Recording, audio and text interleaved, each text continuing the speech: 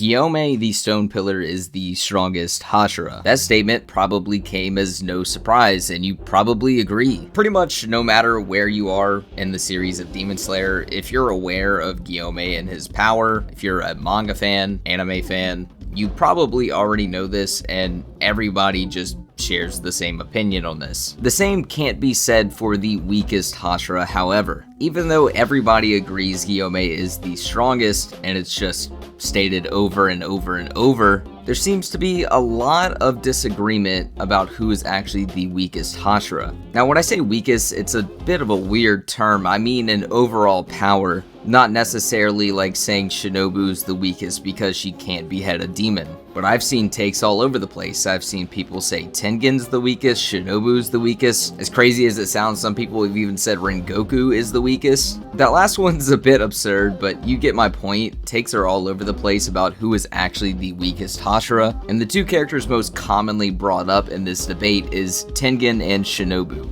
Now, I have seen people say Mitsuri or Rengoku or a variety of other characters could be the weakest, and while there is arguments for these characters being weak, albeit very bad arguments, I primarily want to focus on Shinobu and Tengen as they're the two that are mostly seen in this conversation. I'm gonna go over Shinobu first, since I think a lot of people already know a lot of the arguments about Tengen, and some of the things about Shinobu I think are generally less discussed and more of an unknown, but the big issue with actually scaling Shinobu is she has no notable feats to scale her speed. And before you crash out in the comments, I'm not talking about her mental amp, as that was a very specific scenario where she remembered Kane's words and how she was supposed to defeat Doma, and that resulted in her getting a mental amp, which is probably not going to happen in any other scenario ever. Thus, it's just not relevant in any combat scenario outside of this fight with Doma.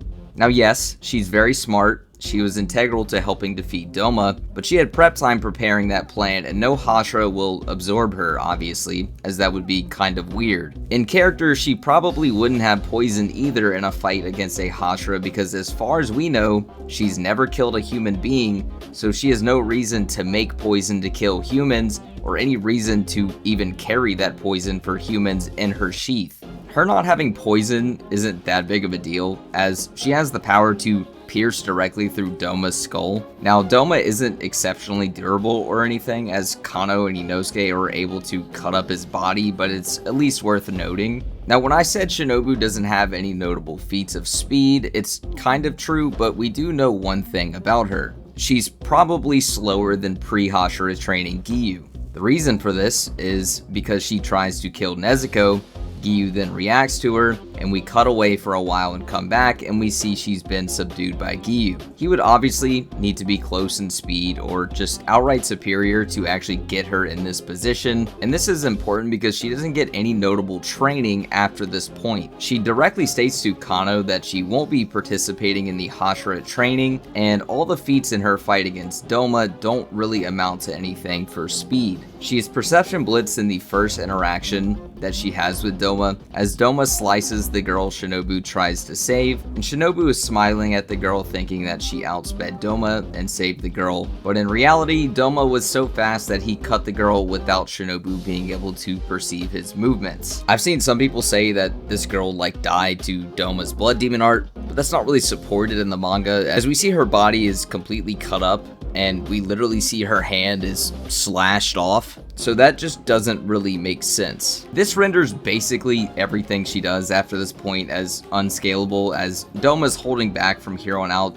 which he does in character, also against Inosuke and Kano. And once again, this is just consistent with what we know earlier. She got less training than Giyu. Giyu, with a training amp and a mark, still isn't even stronger than Akaza, so it'd be kind of weird if Shinobu just randomly got this much of a power-up out of nowhere, so if anything, this is just very consistent. Now, Doma does compliment her speed, but he's not even sure if she's the fastest Hashira he's ever met, which means she could be potentially slower than some of the older generation Hashira. We really don't know who Doma has fought, and keep in mind, some of these Hashira could be as weak as Daki level, as she's noted to have killed 7 alone. So Doma's statements about her speed really don't mean very much, Doma does, however, compare her to Kano, saying that Kano has faster reaction speed and is more skilled. It's also important to note that reaction speed that Doma is talking about is when he uses the exact same attack that he does against Shinobu, and he actually comes closer to hitting Shinobu with this attack as she gets ice on her jacket, and Kano is left unscathed. Also, just to address the small amount of people that will notice this detail, Kano does have a slash on her left shoulder that's bleeding, but she had this slash earlier in the chapter, and although it wasn't bleeding, obviously a slash wound that is fresh and open like this that's unstitched could get aggravated, especially when you're jumping around doing flips swinging a sword, so it's likely that it was just aggravated by that and started bleeding. It also wouldn't make sense because she doesn't have any ice on her, which we know this attack gets on you, as we saw with Shinobu. And this is really the only way to compare Shinobu to anybody, relatively speaking, as her only other feat, or anti-feat I guess in this case, is getting outsped and overpowered by base form Giyu before the Hashira training, and we don't really know how strong that Giyu is, we just know he's a lot weaker than Akaza. If you think that the Kamaboko squad, consisting of Inosuke, Zenitsu, and Kano, are all in a similar ballpark or relative to each other, we can sort of gauge where Shinobu should be. The reasoning for this is because throughout the majority of the series, Inosuke, Zenitsu, and Tanjiro are pretty relative, such as when they're first introduced, and they all take down opponents similar in strength to Kyoge, Inosuke and Tanjiro being relative in the Mugen Train arc, them all relatively being able to hold their own against Daki. Obviously they're not equal in all their stats. Zenitsu has a lot of attack speed, Inosuke has weird flexibility and extrasensory perception, and Tanjiro is more of the jack of all trades, but they seem to be consistently portrayed in the same ballpark. And then we see Kano and Inosuke perform on a similar level against a holding back Doma, although Kano does slightly outperform him at the end, and Zenitsu's noted to have perception blitzed an upper rank 6 opponent, and if Kano and Inosuke are relative to Zenitsu, this should at least get them above upper rank 6 levels, and if Shinobu's comparable to Kano, she should comfortably be around upper 5 tiers bare minimum. But if you don't think Kamaboko is relative, and you don't think she's stronger or weaker than Kano at all, and the only thing that they have in common is Kano has better reaction speed, then she really has no concrete scaling anywhere besides just being weaker than a unquantifiable base Giyu. Tengen being in this discussion as the other major party shouldn't be a shock, as he has some of the poorest showings as a Hashira and doesn't get the training or power-ups that other characters eventually end up getting. He gets outsped and overpowered by an off-guard Gyutaro, which gets him poisoned, and because of his poison resistance, he's able to fight pretty close to on par with Gyutaro for a good portion of the fight, and if not for his poison resistance, Tengen probably would have died within a few minutes. He was just a really perfect counter for Gyutaro's ability, just being honest. The travel speed and arm wrestling measures aren't even really applicable, as this is when Tengen's still in the core and basically everybody gets stronger. However, the one person we're comparing him to here, Shinobu, is specifically not in the Hashira training and doesn't get the Demon Slayer mark, but both the Hashira race and arm wrestling are extremely flawed. If you were to fight any of the Hashira, I don't think any of them would want to challenge him to an arm wrestling contest in a death match. In all seriousness though, the arm wrestling feats aren't really impressive given the context that Demon Slayers can amp their entire bodies with power, not just their arms, such as, ironically, in the fight with Tengen, Tanjiro has to use breathing to augment his strength throughout his entire body, and specifically says arm strength alone isn't enough. Not to mention, arm wrestling just has its own technique. It's just a really poor measurement of strength. I don't even know why people say this is a point for strength. And you'll often hear, well, why would the author put it in? Well, what if the author just wanted an arm wrestling contest? As for the running speed, this race has a few issues. One of them being we have no idea how long it was. Was it a 40-yard dash? Was it a marathon?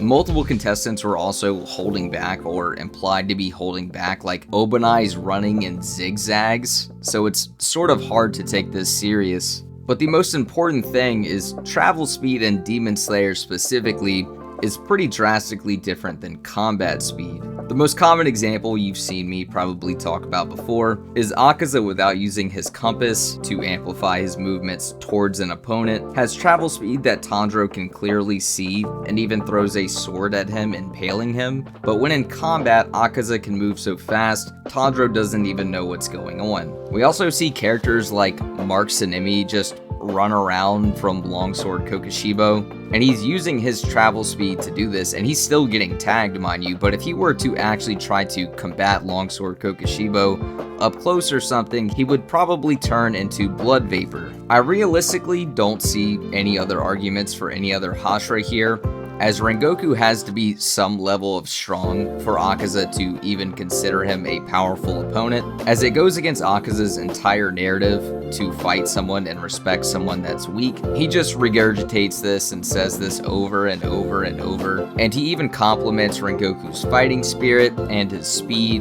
And I don't know why Akaza would be judging strength not based on himself, so this should be in comparison to himself that he's making these compliments. So it doesn't really seem to make sense for Rengoku to be in a conversation like this. The only other person I could see someone maybe bringing up in this conversation is Mitsuri. And I think Mitsuri in her base form alone, just completely countering all of Zohakuten's blood demon arts, his strongest abilities, and then getting up close to nearly behead him if it wasn't for his immense neck durability, is impressive enough for me to say she's out of the conversation, and that's literally just her base form. I think if you agree with the assertions I made about Shinobu earlier, that she'd be comparable to Kano, and Kano being a rival to the Kamaboko, who's a Perception Blitz tier above upper 6 levels, would just be good enough scaling to get her out of the way of someone like Tengen. And Tengen may have traits that could help him fight Shinobu, like his physical strength, his endurance, his range, even his experience, but all of that kinda just gets thrown out the window when someone's a lot faster than you, which I just think Shinobu would have on him by a good bit. Even when Gyutaro's nerfed by having a Wisteria kunai in his neck, he's still not able to be beheaded by Tengen, who's standing directly in front of him. And we know two things about this scene specifically that make it really bad for Tengen as well. When Tanjiro stabs Gyutaro later on in the fight, it's actually noted to slow him down, but Gyutaro wasn't even stabbed in the most vital point, his neck, which we know for a fact is more vulnerable to poison, as we see Shinobu later on. When she stabs Doma in the neck with poison, it has a much greater effect than it did earlier in the fight. Doma was essentially taking no damage at all from the poison, and after she injects it into his neck, it just gives him a complete backshot. So this is the most nerfed Gyutaro has ever been, and Tengen still fails to behead him. Now Tengen does have his own nerf with the poison, but personally I think Gyutaro's nerf is worse, since we can verifiably confirm that he does get slightly slower when poisoned, and he also took the poison in a much more vulnerable area, as opposed to Tengen, who's just stated to have poison resistance, and we really don't know how much that's affecting his stats, considering he was already slower than Gyutaro before this. And if you interpret the poison as a minor nerf, then it's just a bad look for Tengen overall.